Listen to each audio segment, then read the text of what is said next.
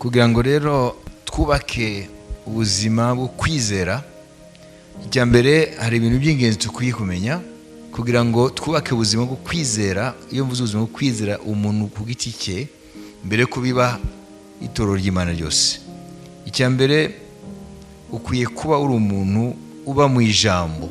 Pour construire une vie de foi, il faut être à l'écoute, à l'étude de la parole de Dieu. Ukwiye kuba uri umuntu wumva ijambo cyangwa se urisoma noneho ukaritekerezaho kugira ngo uryumve, kuko Umwuka Wera yaraje kugira ngo ibyo tumva. Hari abakozi b'Imana, Imana iba yarahamagaye babandi twavuze muri babe batanu, hanyuma Umwuka rero nawe mu mutima wawe akagenda aguhishurira, akumurikira ku byo utumva. Amen. Hari abagufasha ngo tuwe turagufasha, ariko nawe ubwawe Umwuka Wera akakomeza yagura ibyo tuba twagufashije. Amen. Ntushobora rero kubaka ubuzima bwo kwizera utagira umwanya w'ijambo, ntibishoboka, kuko Bibiliya ijambo ry'Imana iryita amata adafunguye kuba kivuka mu mwami. Kuba amaze gukura ivuga ko ni ibyo kurya bikomeye. Urumva rero ijambo ry'Imana rero ni ibyo kurya ukeneye kuva byitwa amata ukivuka. Umaze gukura mu kwizera uzakomeza kurikenera, nk'uko umuntu wese igihe atarapfa azakenera kurya, azakenera kunywa. Ijambo ry'Imana tuzareka kurikenera ryari? Ndavuga iri muri Bibiliya, tuvuye muri umubiri, kuko mu ijuru ntago dukeneye kwizera, kuko tuba tuyiresha amaso. Mu ijuru nta kwizera, nta byiringiro, ko umuntu yiringira ibyo atarabona. Imana ishimwe. Iri jambo rero nutaryitaho ubu, nyuma y'urupfu ntago uzarikenera, ntacyo rizaba rikimaze. Niyo mpamvu Petero aratubwira hano, Petero aravuga, Petero wa mbere ibice 2 ku murongo wa mbere tugeze ku murongo wa 3, hari ibyo Petero avuga ku ijambo ry'Imana. Nuko mwiyambure igomwa ryose n'uburiganya bwose n'uburyarya n'ishyari no gusebanya kose, mumere nk'impinja zivutse vuba, mwifuza amata y'umwuka adafunguye, kugira ngo abakuze abageze ku gakiza, niba mwarasogongeye mukamenya yuko umwami wacu agira neza. Amen. Amen. Niumva ngo abantu bavutse mu mwami, impinja zo mu mwuka, ngo bifuza iki? Amata adafunguye ijambo ry'Imana, ngo agira iki? Abakuze. Niumva se ko ari organisme, ntabwo organisation. Abakuze nuvuga ngo ijambo ry'Imana kuva tukivuka ubwa kabiri muri Kristo turarikeneye nk'amata adafunguye. Kubera ko batavuze nk'amata gusa, bakavuga ngo adafunguye. None Bibiliya yavuze ngo amata adafunguye ijambo ry'Imana, ngo niyo mukwiye kwifuza mwebwe abakivuka ubwa kabiri mu bwami bw'Imana cyangwa muri Kristo. Nuko Imana izi ko hariho abayafungura. Wabibise? Niba abandi ijambo ry'Imana barevugisha ibitari byo, cyangwa bakahongerezamo ibyabo, kandi abantu kuko ari impinja ntibamenye ko ayo mata babahaye yafunguye. None icyo gihe rero bakagwingira, kuko ya mata ntabwo acyujuje, kabone nubwo yabara amazi atetse yavuyemo amikrobe n'ibiki byose, ariko urumva ko ya mata nta kiriya yandi y'umwimerere. Niyo mpamvu rero abakozi b'Imana nyabo, na niyo mpamvu ni byiza gukurira mu itorero rizima rifite ijambo rizima, kuko ari abantu batanga amagambo atari amagambo y'Imana. Niyo mpamvu bavuze hano ngo amata adafunguye abana bayabahe, kuko bari abana ntibazi gutandukanya ibintu. Abayabaha rero bakwiye kubaha adafunguye ijambo ry'Imana ry'umwimerere, kuko wowe ntabwo bazi gutandukanya iry'umwimerere ni. Amen. Icya kabiri, twubaka ubuzima bwo kwizera par la mise en pratique et par l'action et la mise en pratique de la parole. Mu gihe dushize mu bikorwa ijambo ry'Imana ryose tumaze kumenya, amen, kugira ngo ribyare ibikorwa. Nimba ushaka kubaka ubuzima bwo kwizera, ntabwo ukwiye gupakira amagambo y'Imana gusa mu mutwe, ukwiye gushyira mu bikorwa buri jambo ryose wumvise Imana yavuze. Ukwiye kuruhuka warishize mu bikorwa kugira ngo ribyare imirimo, aho uzaba uri urubaka ubuzima bwawe bwo kwizera. Mwabizi, buri jambo usoma ukabona ko utajya urikora, ukabona ko ritakora mu buzima bwawe, ukarirekeraho, ukaba ushakisha amagambo wowe wihitiyemo, ntabwo uzaba ari urubaka ubuzima bwo kwizera. Nukwiye kurobanura aho ushyira mu bikorwa naho udashyira mu bikorwa. Iyo ni indwara abantu abakristo benshi barwaye. Nibo biyitiramo ijambo bashaka n'iryo badashaka, kandi byose byavuye mu kanwa k'Imana. Nta kujonjora rero.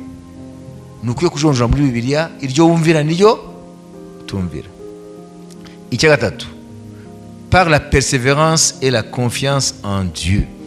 Ukwiye gushishikarira kwiringira Imana mu bintu byose, ibito n'ibinini.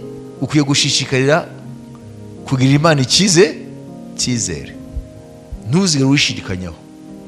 Amen. Ukwiye kuyizera ku munsi ku munsi, ntuzigere witamo ibihe byo kuyizera, byo kuyiringira, n'ibihe bitari byo kuyiringira ari kuyizera. Donc persévérance, amen. Ukwiye gupersevera, ukwiye gushishikara gushyira mu bikorwa ijambo ry'Imana na confiance mu Mana, kwiringira Imana. Kubera iki? Parce que la foi sera éprouvée. Ukwizera kuzageragezwa. Mwabizi? Et c'est dans les moments difficiles que l'on peut la renforcer en continuant à croire en Dieu et en ses promesses. Ni mu bigeragezo umwana w'Imana ukwizera kwe gucurwa, kugakomera, kukubakwa. Niyo mpamvu Imana rero yemera ibigeragezo, kuko nta bigeragezo nta shuri ryo kwizera ribaho. Ibigeragezo tutagiye kwikururira n'iryo shuri ryo kwizera. Ntuzamenye Imana utanyuze mu bigeragezo bigerageze kwa kwizera. Ariko abakristo benshi ibigeragezo bavuga ntabwo ari byo kwizera, niyo baba bikururiye. Wowe uzabona umutima w'inzuki yari yanyu muze kuzicokoza hari hanyuma zaza zikakuruma wose, umutwe ukabyimba n'amatama, hanyuma ukaza wirukanka ngo Satani yaguteye ngo ibigeragezo si ikibazo icyo. Mu rugo hari igiti, inzuki ziraza zirizana zivuye, sinzi aho zavuye, Imana nibizi. Ziraza, izo nzuki rero ziraza mu rugo ku gitera, ziraza zaranasize ubuki kabisa. Ziraza hariya, ziraza noneho igeze ari zizinderi nyinshi. None se simwe gusohoka ngo ngende? None se simfite ukwizera? Narategereje zibanze ze mu mwanya wazo nsohoke, kuko iyo nsohoka ngo mfite kwizera nikizika, hanyuma zikanzaho zikagira, ntabwo nari kuvuga ngo ni Satani wanteye, ni jyewe nzaba nagiye kwikurura icyo kigeragezo. Rero hari ibigeragezo abakristo bikururira, ntabwo ari ibyo bigeragezo bene ibyo turavuga. Turavuga ibigeragezo bizanwa no kwizera. Ibyo byitwa ishuri ry'umwami, kugira ngo kwizera kwawe kubakwe. Ntabwo uzakura mu kwizera utageragezwa, ni ngombwa. Amen. Nose wowe uzamenya gute ko Imana ibeshaho umuntu mu gihe nta buryo afite, kandi utigeze uba mu buzima bwo kudepanda nayo? Ntibizashoboka. Wabizi? Uzamenya gute ko Imana ikiza indwara, sibyo? Kandi wowe utigeze uyizera ngo igukize. Nubwo twizera ko abaganga arakoze Imana nabo muri domene yabo, n'imiti nayo ni Imana yayiremye, kuko imiti bose bayikora mu Imana yaremye, sibyo? Ariko hari igihe turwara Imana ikadukiza. None uzamenya gute mu gihe utigeze uringira Imana ko ishobora gukiza? Nuvuga ngo ntushobora kumenya ukwizera uko gukora, cyangwa nimba ugufite mu gihe utanyura mu bigeragezo bijyanye n'uko kwizera. Amen. Ntabwo ari ukwizera wikururira, ni ukwizera kuza kuko wizera. Twebwe hari intambara turwana nazo kubera ko twizeye Imana muri Kristo Yesu. Iyo tuba tutizeye Imana ntabwo tuba tuzirimo, tuba turi mu buzima busanzwe tugahura n'ingorane nk'iz'abandi. Ariko hari ibibazo tunyuramo byitwa bigeragezo kuko umurimo w'Imana, kuko twizeye. Ibyo rero tubyita ishuri ry'umwami. Ntabwo tugendera ngo tuvume abantu ngo nibo banyire bayazana, ngo dushakishe ngo le bouc émissaire abo tuba tuzi ko ibi byaje kubera ko twizeye Imana muri Kristo Yesu. Icyo gihe kwizera niko kuzakora umurimo kugira ngo Imana icinzira ahatari inzira. Imana yabwe icyubahiro. Iyo hamagara ibitariho nk'iyo bigaseruka, none bigaseruka ikazana ibisubizo aho tutabizigaga. Bayibise Imana ishimwe. Ni kenshi tunyura mu bigeragezo, kenshi by'uburyo bwose, kubera umurimo w'Imana, kubera kwizera Imana. Rero ukwizera kutageragezwa ni gukura. Hanyuma kwizera gukeneye n'ubuhamya bw'abandi kugira ngo ukure. Donc l'influence des témoignages des autres personnes. Kwizera kuba influencer, gufashwa n'ubuhamya bw'abandi. Amen. Alléluia. Les témoignages et les exemples de foi d'autres personnes peuvent nous inspirer et nous encourager à développer notre propre foi.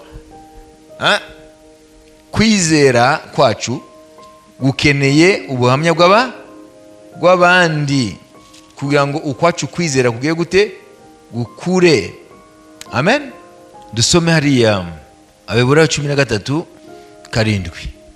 Mwibuke babayoboraga kera bakababwira ijambo ry'Imana, muzirikane iherezo ry'ingeso zabo, mwigane kwizera kwabo.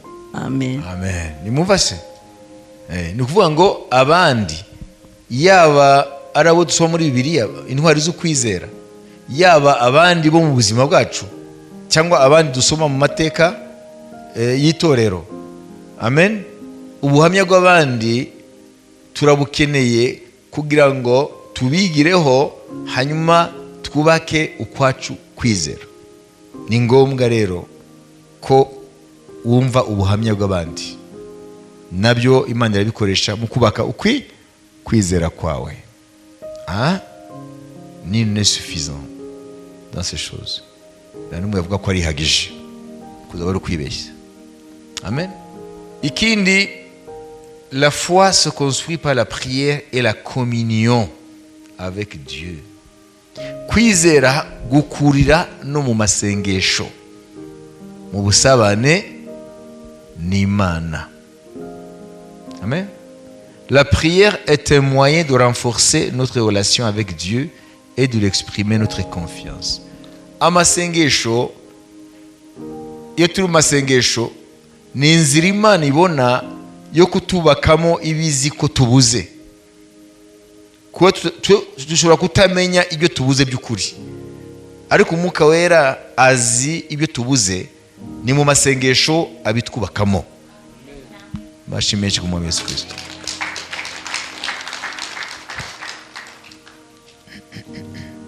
Urumva rero abantu batakunda amasengesho baba bimye Umwuka Wera uburyo bwo kubakamo ibyo babuze. Ni mu masengesho niho Imana ikora imirimo yayo twebwe tutabasha no kumenya ko ikenewe mu mitima, mu buzima bwacu. Umuntu rero adasenga, amasengesho nk'aya turimo yo gufata ibihe runaka none ukabigenera Imana, ugafokasinga gusa kuri ibyo bihe ku Mana, hari ikintu uzabura mu buzima bwawe. Tujye mu Baroma 8:26-27. Uko niko n'Umwuka dufasha mu ntege nke zacu, kuko tutazi uko dukwiriye gusenga, ariko Umwuka ubwe niwe udusabira aniha iminiho itavugwa, kandi irondora imitima izi ibyo umwuka atekereza, kuko umwuka asabira abera nk'uko Imana ibishaka. Amen. Amen, amen. Haleluya. Adusengera uko Imana ishaka. Nubwo turasenga, twebwe ntabwo twamenya ijana ku ijana ibyo dukeneye. Umwuka we arabizi, kuko umwuka ni Imana. Kubera ko umwuka wera asengera abera uko Imana ishaka, igisubizo kiri Abakorinto ba mbere 2:10-11. Ariko Imana yabiduhishurishije umwuka wayo, kuko umwuka arondora byose ndetse n'amayoberane y'Imana. Umviriza cyangwa rero ku murongo wa 9. Ariko nk'uko byanditswe ngo, iby'ijisho ritigeze kureba n'iby'ugutwi kutigeze kumva, ibitigeze kwinjira mu mutima w'umuntu, ibyo byose Imana yabyiteguriye abayikunda. Ariko Imana yabiduhishurishije umwuka wayo, kuko umwuka arondora byose ndetse n'amayoberane y'Imana. En fait, anisha kuvuga ko car l'esprit sonde tout, même les profondeurs de Dieu. Urabona Imana, murabizi ko natangiriro ntaherezo. Hano iyo bavuze rero profondeur yo mu Mana, ni ukuvuga ngo ni ibintu bidafite iherezo, bidafite aho bitangirira. Ngo umwuka rero we arabimenya.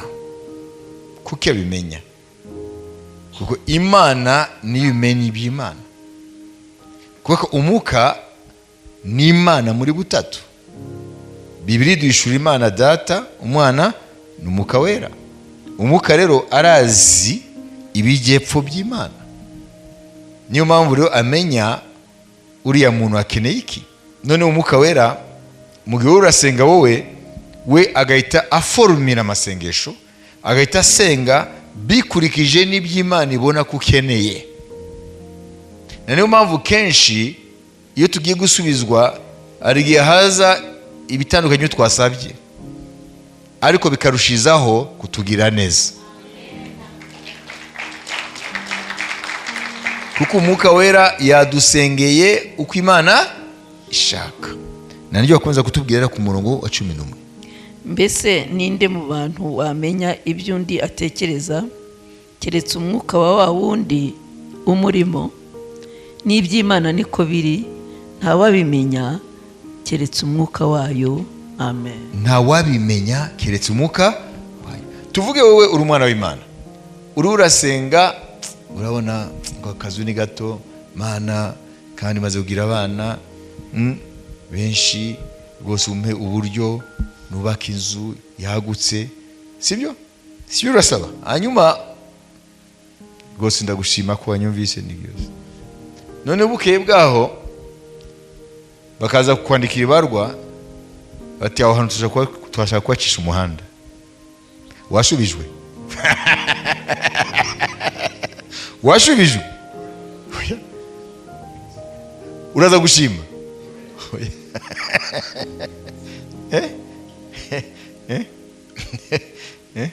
Hanyuma mu gihe ugishoberwa rero ko igisubizo cyaje gitandukanye cyo wasenze, hanyuma ukaza kumva Imana yohereje umuntu aravuga ati, urabizi ari ahantu hari ikibanza cyiza, wabibise kuri make kandi ahantu heza, iki byose, kandi umuntu ntazi ko aho bashaka kwacisha umuhanda, ahubwo gusa ko hari ikibanza cyiza. Hanyuma ukagenda kubaza, ko umaze kumenya ko baza kukwimura. Hanyuma igihe baje rero kuguha amafaranga, wabibise usanze hariya wakibonye, ayo mafaranga baguhaye aravamo icyo kukigura, akavamo n'icyo kubaka inzu wasabye, inzu nini. Noneho baraje barakubariye, urayafashe, ugiye kuyagura cya kibanza, hasagutse yo kubaka ya nzu wasabye. Sibyo? Kandi imbere ibago kiza wari vuvuse. ngo ni Satani ashubije, ntabwo ari Imana. Umaze kubona ahandi, umaze no kubaka no gutuza no mujyango ukaba buri mwe afite chambre ye niki byose, ni wicara muri salo uragira gute? Wasengeye aho hantu ngo Imana iguha ubushobozi wagura inzu, none uri usanga rero mu nzu nini cyane, hariho na jardin, hariho nawe ukorora inkwavu. Igisubizo icyo cya kabiri cyazanywe nande? None se ninde wabisabye? Voilà. Vango igihe wasabaga wewe ngo awonyiriwe guhagure umuka we sibyo yasabye. Umuka we yasabye Imana ati muye hari hano. Vango arige dusenga tugasenga nk'abantu, ariko umuka we akahita asenga nk'Imana kubw'ineza yacu. Niyo mpamvu tukwiye confiance Imana. Nyuma ese mwabyumvise, na niyo mpamvu kirazira kwitotomba. Niyo mpamvu umuntu w'Imana asaba kwihangana, kuko iyo utihanganye ntuzamenya ibyo Imana irakora. Amen. Ari igihe Imana twibaza ngo yanze gusubiza, naho Imana yashubije ngo wait. Tegereza. Twebwe ntabwo tubizi. Ari igihe Imana gusubiza, naho Imana yakubwiye ngo yashubije, yavuze ngo tegereza wihangane, kuko hari ibintu Imana ibirakura mu nzira, hari ibintu Imana iba yubaka, hari ibintu Imana iba itegura kubw'ineza yawe. Nubwo bucana yandi tuzabireba ejo. Imana ishimwe.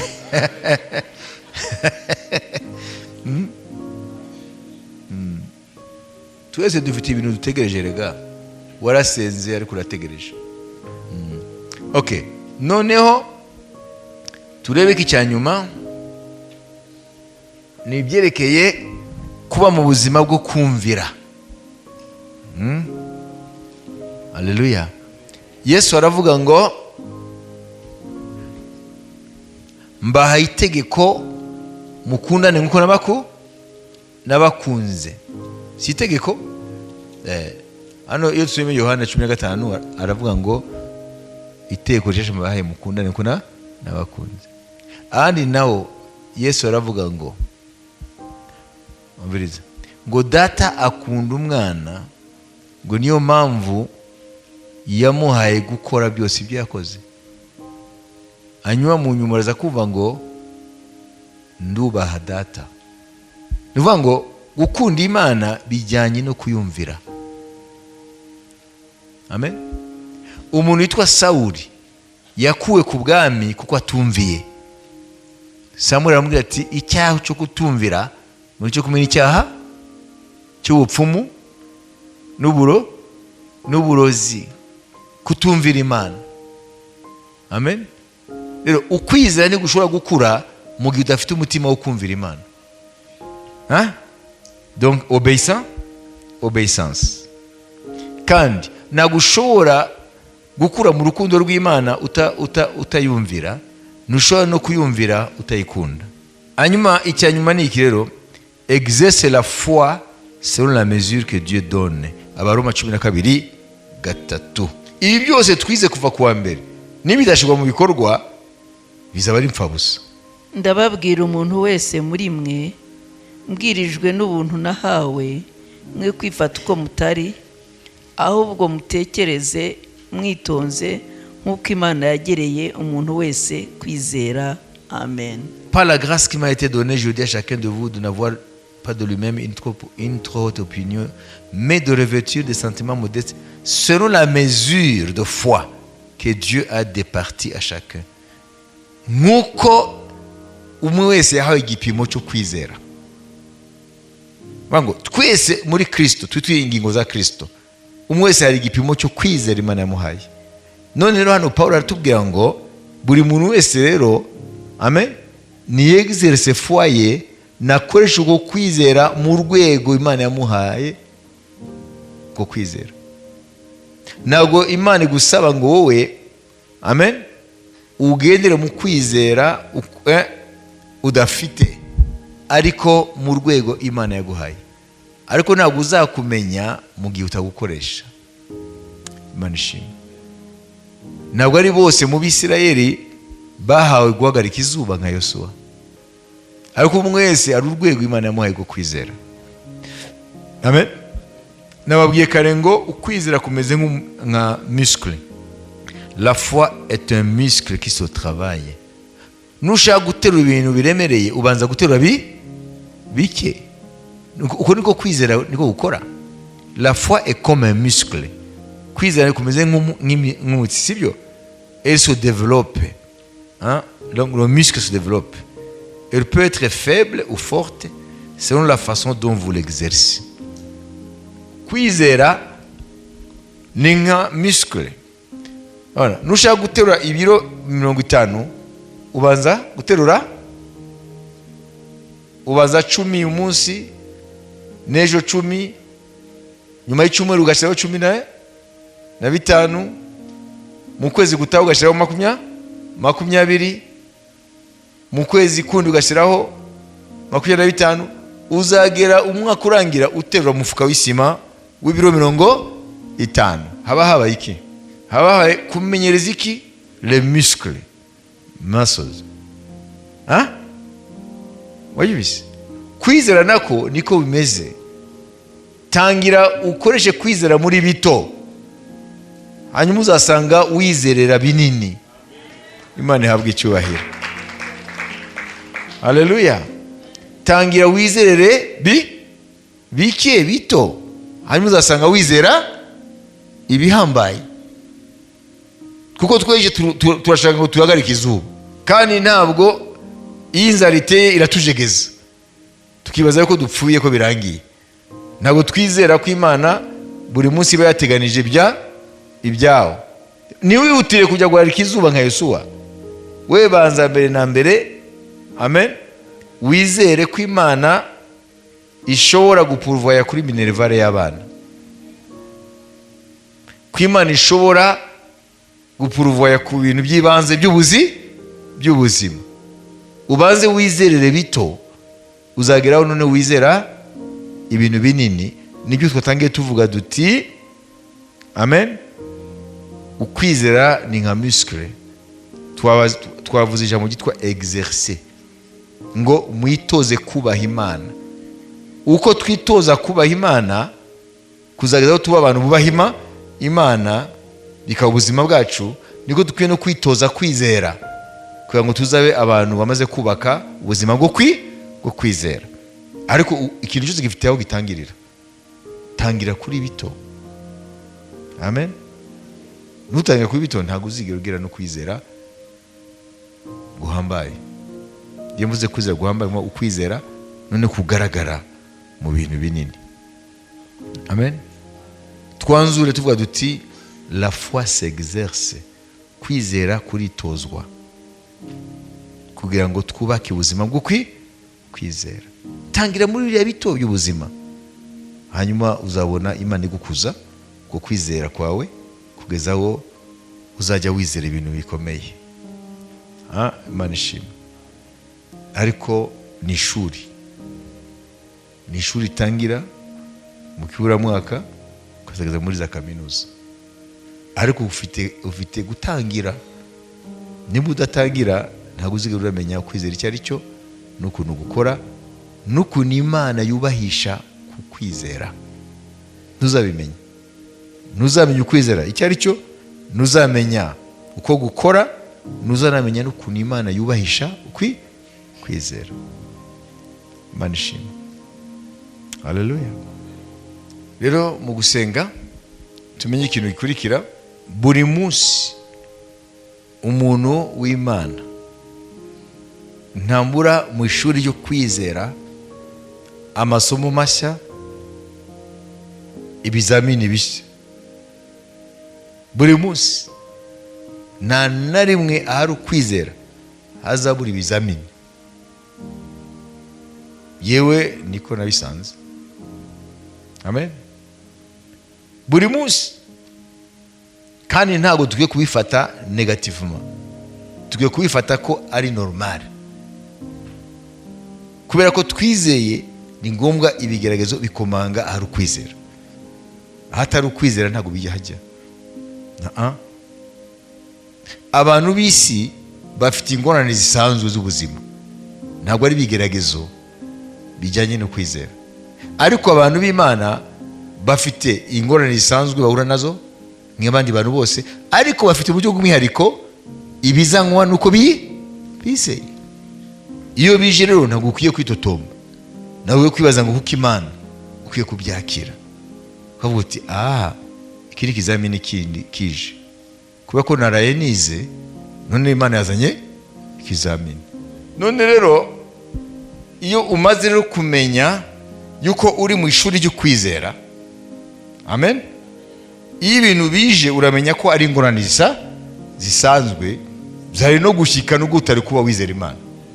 Ariko hari izindi ziza ukamenya ko izi ntabwo ari rusange z'umuntu, ahubwo izi ni ishuri ryo kwizera, ni ikizamini kije kugira ngo gikore kandi gitsinde.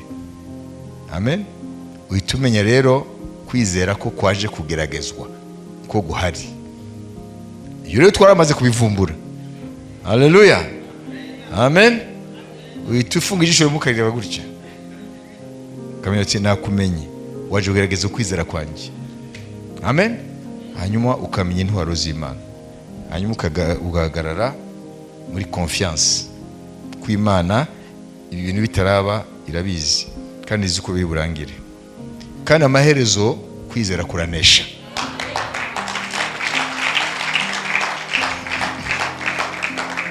Haleluya. None wowe wigeze ubona nza meze nk'umuntu akiri ku mutwe cyangwa yapanitse? Ntubonye ko nisekera? Ntabwo ntabibabwiye ntimwabimenye. Ngibyo rero bwira ngo ati ngibyo bya bindi by'ubwira bwo kwizera. Ntabwo rero tubigisha ibi teori, tubigisha ibintu tunyuramo twanyuzemo kugira ngo mumenye ko ijambo ry'Imana ari rizima. Haleluya.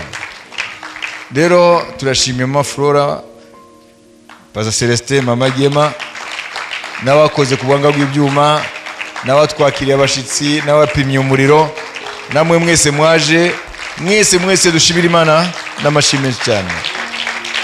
Haleluya. Amen. Amen. Mbere ko nsenga ndashaka kubaha impanuro ikurikira.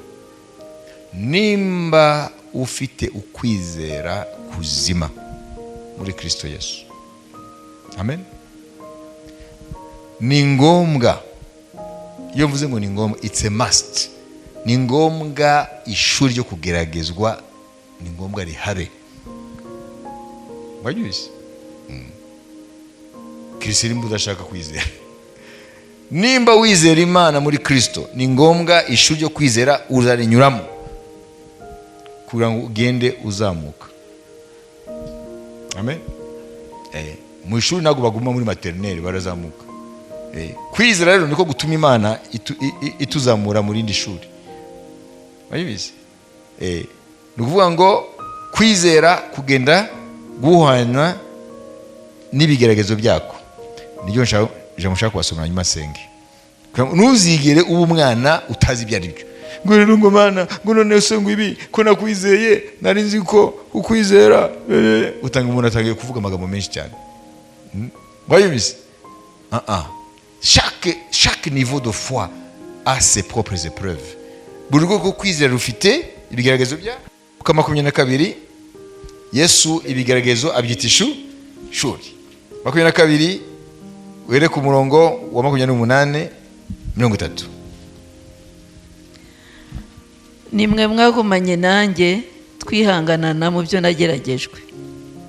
Nanjye mbabikiye ubwami nk'uko Data yabumbikiye, kugira ngo muzarye munywe mwegereye ameza yanjye mu bwami bwanjye, kandi muzicara ku ntebe z'icyubahiro mucira imanza imiryango 12 y'Abisirayeli.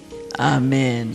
Mwumvise umwami atangira avuga ngo rero ba Petero, ndi hafi gusubira kwa Data, ariko mwabonye ibyago byanshikiye. Niko yavuze. yavuze ngo ni mwebwe mwihangana nanjye mu byo nage byari ishuri. Ariko yaba ari twe twari murabizi bavandimwe, iyi myaka maranye namwe murazi ibyago byanshikiye, ibigeragezo babyita ngo ni ibyago. Tugende rero ahandi vuba mbere ko dusenga, sibyo? Bivuga ngo na Yesu ubwe yanyuze mu ishuri ryo kwizera. Nubwo yari Imana, yigize umuntu ngo anyuraho tunyura, bitume tumwigiraho, hanyuma aduhe n'intsinzi ye. Imana ihabwe icyubahiro. Haleluya. Noneho Abakorinto ba mbere 10:13. nta kigeragezo kibasha kubageraho kitari urusange mu bantu, kandi Imana niyo kwizerwa, kuko itazabakundira kugeragezwa ibiruta ibyo mushobora, ahubwo hamwe n'ikibagerageza izabacira akanzu kugira ngo mubone uko mubasha kukihanganira. Amen. Amen. Iri jambo rivuga ngo nubona ikigeragezo ari wowe cyakomanzeho, atari cya kindi bisanzwe cyari kuza no gutari ko ukijijwe, ntuzajye wibaza byinshi. Nuko Imana izi urwego yaguhaye rwo kwizera, kuko Imana ntago yibeshye ngo ikigeragezo kize kuri wowe nikijye kuri uriya. Nuko izi yuko yaguhaye ukwizera kwahangana nacyo, kugira ngo Imana yubahishe ukwizera kwawe, kwihesha icyubahiro. Wayibise ngo niyo kwizerwa, ntago izemera ko ukigeragezo kirenze ukwizera kwawe gikomanga iwawe, izacohereza ahandi hahwanye nacyo. Wabibise? Icyo ni cyambere. Turangirize kuri ibi rero umurimo w'ikigeragezo rero. Kuba ikigeragezo ngo gifite akazi. Turava hano tuvuga karibu ikigeragezo. Ure kurona bahamuka. Hari abantu bacyaha ibigeragezo. Yakobo igice cya mbere mu wa 2 kugeza mu wa 4. Mumve umurimo w'ibigeragezo rero. Yakobo imbata y'Imana n'umwami Yesu Kristo ndabandikiye. Navuze ku mu wa 2 kugeza ku wa 4. Bene data, mwemere ko ari ibyishimo rwose nimugubwa gitumo nibibagerageza bitari bimwe. Mama gima tugume kwanza. Ngo bimeze gute? Mwemere ko ari ibyishimo rwose. Ngo nukwishima. Nimumvise se? Mbere ko turangiza kuza ku mungu wa 4, batubwiye ngo nibyishimo. Ibigeragezo bitujeho tutagiye kubyikururira kubera ibyaha byacu n'amakosa, ariko bikaza kubera ko twizera. Amen. Tukwiye kuvuga ibyishimo kazi imboga zizanye. Piga amagobi kwa Bwana Yesu Kristo.